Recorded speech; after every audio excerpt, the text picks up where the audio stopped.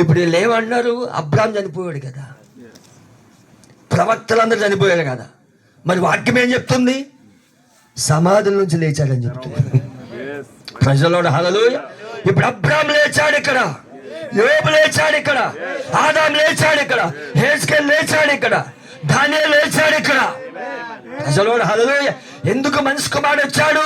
నశించిన దాన్ని వెతికి రక్షించడానికి. ఏదైతే నశించిపోయిందో, ఏదైతే మరణంలోకి వెళ్ళినదో, అపవాది యొక్క మొత్తం భయం అంతేంటి? మరణం. హల్లెలూయా. ఇప్పుడు మరణంలో ఉన్న వారిని కూడా లేపగల శక్తి వాక్యానికి ఉన్నది. ఇప్పుడు హల్లెలూయా. నువ్వు ఒక త్రాగుబోతుగా మరణిస్తే లేవు, ఒక ఎపిసోడ్గా మరణిస్తే లేవు. కానీ అబ్రాహాం వాక్యం నమ్మాడు, ఆదాం వాక్యం నమ్మాడు, యోబు వాక్యం నమ్మాడు, హల్లెలూయా, హెజ్కేల్ వాక్యం నమ్మాడు, దానియేలు వాక్యం నమ్మాడు. నమ్మాడా? యోబు నా విమోచకుడు సజీవుడు అన్నాడు. అబ్రాహాము ఆయన దినాలు చూశాడు ఆయన. హల్లెలూయా. అలాగే దానియేలు చేతి సహాయం లేదు ఆయన చూశాడు. హెజ్కేల్ చక్రం చూశాడు. వీళ్ళందరూ మెస్సయా కోసమే విశ్వసించి చనిపోయారు. కాబట్టి ఒక రోజు భౌతికంగా మరణించిన వాళ్ళ ఆత్మీయంగా ఇక్కడే ఉన్నారు. ప్రజలోడు హల్లెలూయా. వాళ్ళు సమాధిలో ఉండవచ్చు, కానీ బిగ్గరగా కేక వేసినప్పుడు ఆ కేక వీళ్ళు లేపునది. యేసు బిగ్గరి కేక వీళ్ళు లేపునది. ఈ రోజు 7 సంఘకాలంలో చనిపోయిన వారిని అక్కడ కూడా లేపుతుంది. హల్లెలూయా. ఎవరైతే క్రీస్తునందు మృతులైన వారు ధన్యులై రాయబడింది. ఎవరు ధన్యులు? మృతులైన వారు ధన్యులు. దేని క్రీస్తునందు మృతులైన వారు ధన్యులు. నువ్వు చనిపోతే క్రీస్తుని చనిపోవాలి, నువ్వు సస్తే వాక్యం గురించి చనిపోవాలి. హల్లెలూయా. ఒక పాపిగా మరణించవద్దు, ఒక ఎపిసోడ్గా మరణించవద్దు. వాక్యం నమ్ముకో, ఒక రోజున తిరిగి లేస్తావు. దేవుడు నీకు నిత్య జీవాన్ని ఇస్తాడు. హల్లెలూయా. అపవాది యొక్క భయం అంతా ఏంటి? మరణం పెట్టాడు వాడు. అందుకే మరణం అంటే భయం, ఎవరికైనా వణుకు. అవునా? కానీ ఆదాము కంటే ముందున్న ప్రపంచం మరణించలేదు. ఎందుకు? నిత్య జీవం ఇచ్చాడు దేవుడు. అంటే దేవుడు మానవుడికి ఏమిచ్చాడు? నిత్య జీవం ఇచ్చాడు. ఆ నిత్య జీవాన్ని పాపం వల్ల పోగొట్టుకున్నాడు. మళ్ళా నిత్య జీవాన్ని ఇవ్వడానికి దేవుడే రక్త మాంసం శరీరంలో వచ్చాడు. అందుకే పాత నిబంధనలో ఉన్న పరిశుద్ధులందరూ కూడా సమాధి నుంచి తిరిగి లేచారు. వాళ్ళు హల్లెలూయా. తిరిగి లేచి వాళ్ళు ఎక్కడున్నారు? పరదేశంలో ఉన్నారు. వాళ్ళు ఇప్పుడు మన కోసం ఎదురు చూస్తా ఉన్నారు. హల్లెలూయా. ఇప్పుడు మనం ఎలా లేస్తాం? ఇప్పుడు క్రీస్తునందు ఎవడైతే మృతుడయ్యాడు వాడు ఎలా లేస్తాడంటే కడబోర మ్రోగినప్పుడు. హల్లెలూయా. అదే పౌలు గారు చెప్తా ఉన్నారు, కొరింథీ రాసిన పత్రిక 1 కొరింథీ 15:51.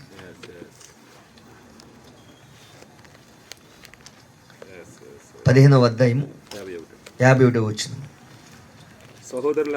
సహోదరులారా నేను చెప్పినదేమనగా రక్త మాంసములు దేవుని రాజ్యం స్వతంత్రించు. జాగ్రత్త. రక్త మాంసములు ఈ శరీరంలోనే ఎవడు పరలోకం పోడు. అవునా? అసలు ఏం బోధిస్తున్నాడు యోహాను సోదరులకి అర్థం కాలేదు. శాస్త్రుల పరిశైలికి ఆ ప్రసంగం అర్థం కాలేదు. అవునా? మేము అబ్రాహాం సంతానం అని చెప్పుకుంటున్నారు, మా తండ్రి అబ్రాహాం అంటున్నారు. ఒకచోట మేము మోసే శిష్యులం, అసలు నువ్వెక్కడి నుంచి వచ్చావో తెలియదు మాకు. అవునా? అసలు ఎందుకు వచ్చాడు అనేది వీళ్ళకి అర్థం కాలేదు. ఈ రక్త మాంసముల ద్వారా పరలోకం పోను. దీన్ని విమోచించాలి ఇప్పుడు. హల్లెలూయా. దీన్ని విమోచించాలంటే దేహాన్ని మార్చాలి ఇప్పుడు. అబ్రాహాం ఈ దేహంలో ఉండి చనిపోయాడు, ఆదాం ఈ దేహంలో ఉండి చనిపోయాడు, హెజ్కేల్ ఈ దేహంలో ఉండి చనిపోయాడు. అవునా? ప్రవక్తలందరూ దేహాల్లో ఉండి చనిపోయారు, సమాధిలో ఉన్నారు. కానీ దేహాన్ని లేపగల శక్తి వాక్యానికి ఉంది. హల్లెలూయా. యేసయ్య వాక్యమై ఉన్నాడు. అందుకే అబ్రాహాం ఎవరు నమ్మాడు? వాక్యం నమ్మాడు. ఆదాం వాక్యం నమ్మాడు, హెజ్కేల్ వాక్యం నమ్మాడు, దానియేలు వాక్యం నమ్మాడు. వాక్యం నమ్మాడు కాబట్టి ఆ వాక్యమే వాళ్ళు లేపినది. లేచారా? లేచి యెరూషలేములో తిరిగారు వాళ్ళు. ప్రజలు హల్లెలూయా. యెరూషలేములో తిరిగారు వాళ్ళు. ఏ శరీరంతో లేచారు? ఈ శరీరంలో కాదు, రక్తమాంస శరీరంలో కాదు, థియోఫనీ లేచారు. ఇప్పుడు సమాధిలో ఉన్నవారు థియోఫనీలు లేచారు ఇప్పుడు. అందుకే థియోఫనీ లేచినప్పుడు అబ్రాహాము శారా ఆ యెరూషలేములో సంచరిస్తున్నప్పుడు అక్కడ కైపా ఉన్నాడు. ఈ కాలపు ప్రవక్త విలియం బ్రన్హాం గారు చెప్తున్నారు, కైపా చూస్తున్నాడంటే ఎవరు కొత్త వ్యక్తులు వచ్చారు?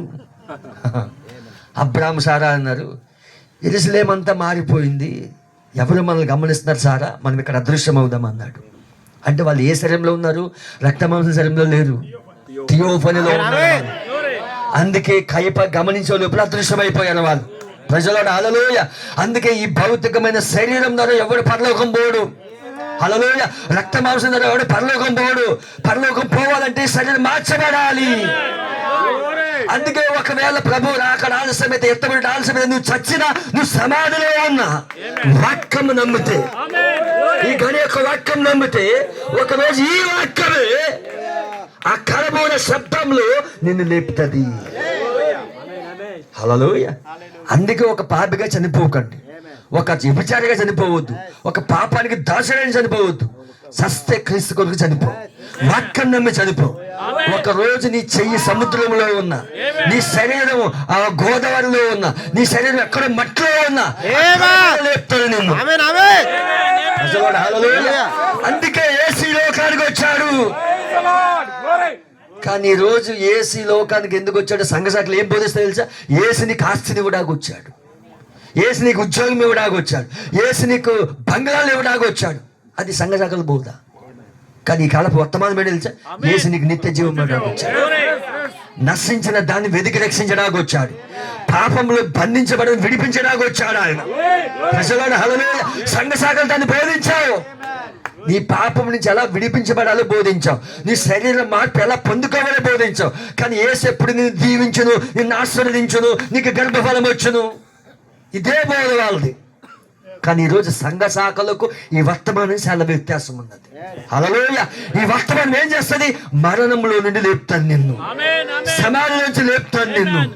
ఒక రోజు నువ్వు చనిపోయినా తిరిగి లేస్తావు. హల్లెలూయా. దేవుని నామమున మహిమ కలుగును గాక. తిరిగి లేపే వర్తమానం ఇది, నీకు నిత్య జీవం ఇచ్చే వర్తమానం ఇది. హల్లెలూయా.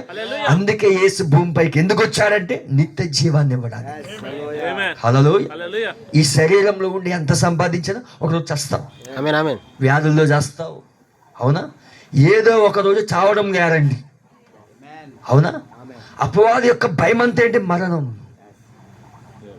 కానీ ఆ మరణం నుంచి విడిపించగల శక్తి వాక్యానికి ఉన్నది. అందుకే నా యందు విశ్వాసం ఉంచబడి మరణంలో నుండి జీవంలోకి దాటి ఉన్నాడు. ఏది జీవంలోకి దాటింది? నీ ప్రాణం. ప్రజలో హల్లెలూయా. ఆయన ప్రాణాన్ని విమోచించడానికి వచ్చాడు ఆయన. దేవుడు నామమున మహిమ కలుగును గాక. హల్లెలూయా. అందుకే ఎప్పుడైతే వాక్యాన్ని నమ్మావో నీ ప్రాణం ఆల్రెడీ మార్పు చెందింది, నీ ఆత్మ మార్పు చెందింది. అందుకే పౌలు గారు ఏమన్నారు? మనం ఇప్పటికే పరలోక స్థలంలో కూర్చుండబెట్టబడ్డాం. కూర్చుండబెట్టబడతాం కాదు, కూర్చుండబెట్టబడ్డాం. అంటే ఎప్పుడైతే నువ్వు వాక్యం దగ్గరకు వచ్చావు, నీ పాపాన్ని విడిచిపెట్టావు. అందుకే పౌలు గారు ఏమన్నారు? సమస్తము గతించి నువ్వు నూతన సృష్టి అన్నాడు.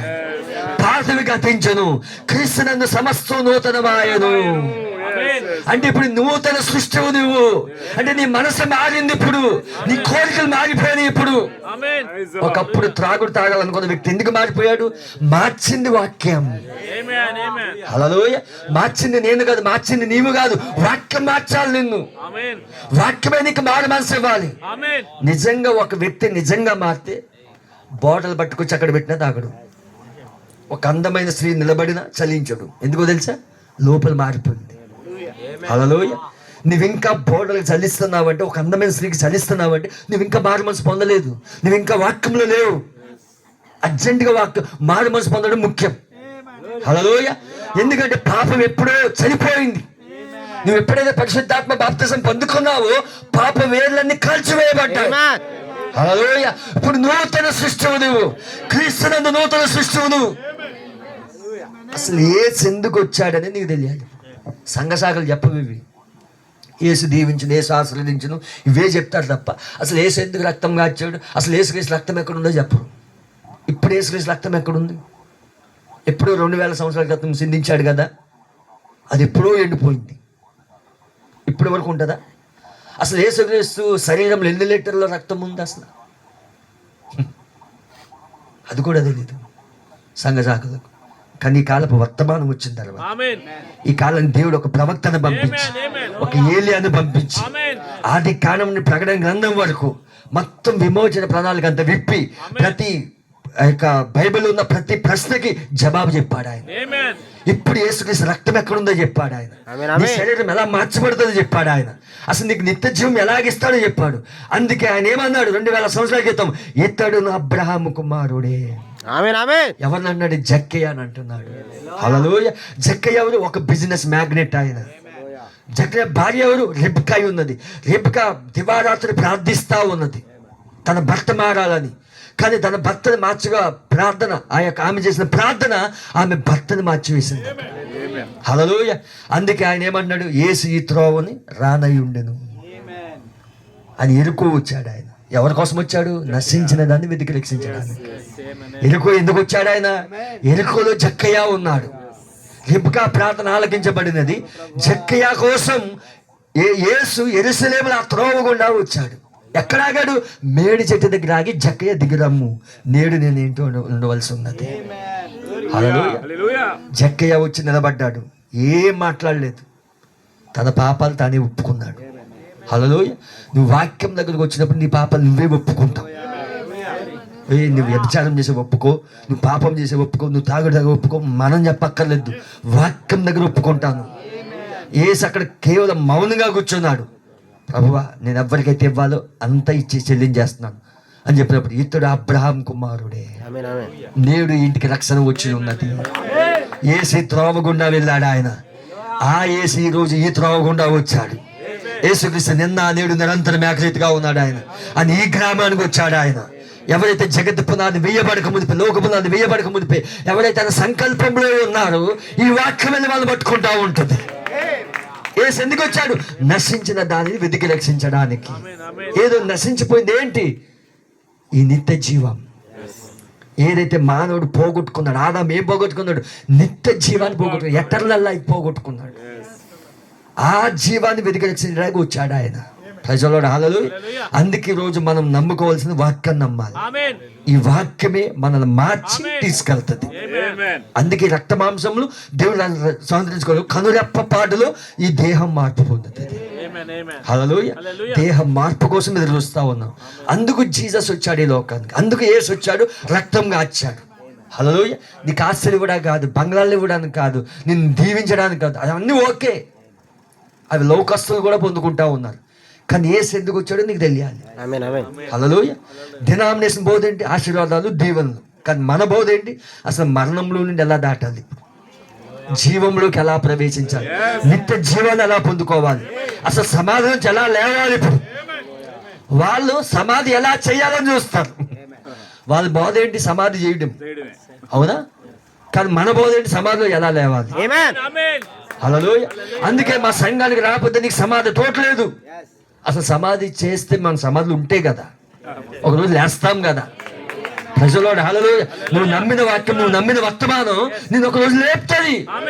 వాళ్ళు ఎల్లప్పుడూ సమాధిలోనే ఉంటారు, కానీ లేపే శక్తి వాక్యంలో ఉంది. హల్లెలూయా. అందుకే సంఘ శాఖలన్నీ భయపడతా ఉంటాయి. నీ పెళ్లి మేము చేయమంటారు, నీ సమాధి నేను చేయమంటారు. ఆయన అసలైన పెళ్లికి వెళ్తా ఉన్నాం. అడ్డాకాశంలో పెళ్లి విందు ఉన్నది, అదే అసలైన పెళ్లి. ఆ పెళ్లి విందుకు వెళ్తా ఉన్నాం మనం. అందుకే రాత్రి యేసు ఎందుకు వచ్చాడు? నశించిన దాన్ని వెతికి రక్షించడానికి. ఏది నశించిపోయింది? నిత్య జీవం. ఆదాం ఏం పోగొట్టుకుంది? నిత్య జీవాన్ని పోగొట్టుకుంది. దాన్ని వెతికి రక్షించడానికి వచ్చాడు ఆయన. అందుకే ప్రవక్తలందరూ మరణించారు, కానీ ఒకరు తిరిగి లేచారు. శాస్త్రులు అడుగుతున్న ప్రశ్న, అందరు మరణించారు కదా, కానీ మత్తయి సువార్తలో లేచారు వాళ్ళు. ప్రజలోడు హల్లెలూయా. లేపడానికి వచ్చాడు ఈయన. లేపడానికి సిలువలో బిగ్గరగా కేక వేశాడు ఈయన.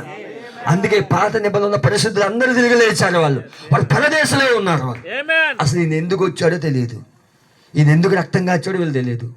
అందుకే వీళ్ళు ఎప్పుడు శరీరం కోసం ఆలోచిస్తున్నారు. ఈయన పుట్టుకేంటో తెలుసు, ఈయన వడ్లవాణి కుమారుడు, ఈయన ఈయన ఈయన జన్మేంటో తెలియదా, దీన్ని ఆలోచిస్తున్నారు.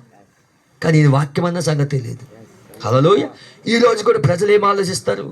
ఓ వీళ్ళెవరో తెలియదా, ఈ గుంపు ఎవరో తెలియదా, ఆమె నల్లు ఆడుతూ ఉంటారు. కానీ ఒకరోజు వీళ్ళే శరీర మార్పు పొందుకుని వెళ్ళిపోయే గుంపు అది. హల్లెలూయా. మన బలహీనతలు చూస్తూ ఉంటారు వాళ్ళు. ఓ వీళ్ళెవరో తెలీదా, తెల్లారు లేస్తే వీళ్ళెవరో తెలియదా మనకి. కానీ ఒకరోజు శరీర మార్పు పొందుకునే గుంపిది, ఒకరోజు సమాధిలోంచి లేచే గుంపిది. ప్రజలో హల్లెలూయా. కానీ ఈ ప్రపంచాన్ని తెలియదు, కానీ మనమేంటో మనకు తెలుసు. ఎందుకు? వాక్యంలో మన స్థానం తెలుసు. దేవుడు నామమున మహిమ కలుగును గాక. అందుకే మనం సమాధిలో పెట్టబడ్డా సమాధిలో ఉన్నాం, కానీ సజీవంగా ఉంటే ప్రభు వస్తే శరీర మార్పు పొందుకుని వెళ్ళిపోతాం. ప్రజలోడు హల్లెలూయా. ఈ రాత్రి అర్థమైందా? యేసు ఎందుకు వచ్చాను, ఏది నశించిపోయింది, దేన్ని ఇవ్వడానికి వచ్చాడు ఆయన. అందుకే నీ పాపానికి దాసుడు కాదు, సెల్ ఫోన్కి దాసుడు అవ్వద్దు. హల్లెలూయా. ఆల్రెడీ చాలా మంది చేతబడిలో ఉన్నారు. ఇప్పుడు చేతబడి ఏంటి? ఫోన్. అర్ధరాత్రి 12 గంటలు చూసి వాళ్ళందరూ చేతబడిలో ఉన్నారు. గుర్తుపెట్టుకోండి. శుద్ర శక్తులు పనిచేస్తున్నాయి. శుద్ర శక్తులు అంటే మంత్రగాళ్ళు అనుకోకండి. ఇప్పుడు వాక్యంలోని చూడాలి మనం. 4 కేటగిరీలో ఉన్న దెయ్యాలతో పోరాటం మంది, ఆత్మ సంబంధమైన పోరాటంలో ఉన్నారు. అందుకే శుద్ర శక్తులు పనిచేయకుండా, చేతబడి పనిచేయకుండా మోకరించి ప్రార్థన చేయండి. అర్ధరాత్రి లేచి బైబిల్ చదవండి. దెయ్యాలన్నీ పోతాయి మీ గృహాల్లో నుండి. ప్రజలోడు హల్లెలూయా. కాబట్టి ఎవరైతే సెల్ ఫోన్లు పట్టుకుంటా ఉన్నారో శుద్ర శక్తులు పనిచేస్తున్నాయి. నా మాట బాగా లోతుగా నాటుకున్నవాడిని. ఎవరైతే సెల్ ఫోన్లు బానిసలు అయిపోయి చూస్తా ఉన్నారో కళ్ళు అయినా పోతాయి, కానీ ఈ ఫోన్ వదిలిపెట్టు. కళ్ళు మసమసగా కనిపిస్తాయి చూడండి. సెల్ ఫోన్ ఎక్కువ చూసే వాళ్ళందరూ కళ్ళు మసకలు అయిపోతాయి. ఎందుకు? ఆ లైటింగ్ పడి మసకలు అయిపోతాయి. అందుకే కంటి ఆపరేషన్ చేయించుకోవాల్సి వస్తుంది. తక్కువ వయసులో కళ్ళు పోతా ఉన్నాయి. ఫోన్ కేవలం సంభాషణకు ఉపయోగించండి. గంటలు చూస్తే కళ్ళు పోగొట్టుకుంటాం. కళ్ళు ఉన్నప్పుడే వాక్యం చదువు. ప్రజలోడు హల్లెలూయా. మోకాలు బాగున్నప్పుడే మోకరించి ప్రార్థన చేయి. ఆరోగ్యం ఉన్నప్పుడే దేవుని స్తుతించు. మంచం మీద పడ్డాక దేవుని స్తుతిస్తాను, నా సమయం అంతా వృధా చేసుకున్నాను ప్రభు అనుకుంటే ఉపయోగం లేదు. అన్ని బాగున్నప్పుడే దేవుని స్తుతించు, అన్ని బాగున్నప్పుడే దేవుని కీర్తించు. హల్లెలూయా. నిత్య జీవాన్ని పొందుకో. ఈ కాలపు వాక్యం నమ్ము. క్రీస్తు దగ్గర రండి. ఒక రోజు నువ్వు మరణిస్తే సమాధానం చేస్తావు. సజీవుడిగా ఉంటే ప్రభువే వస్తే మధ్యాకాశంలోకి నువ్వు లేపబడతావు, మార్పు పొంది వెళ్ళిపోతావు. God bless. దేవుడు మిమ్మల్ని దీవించిన గాక. అందరు కూడా లేచి నిలబడినట్లయితే మరి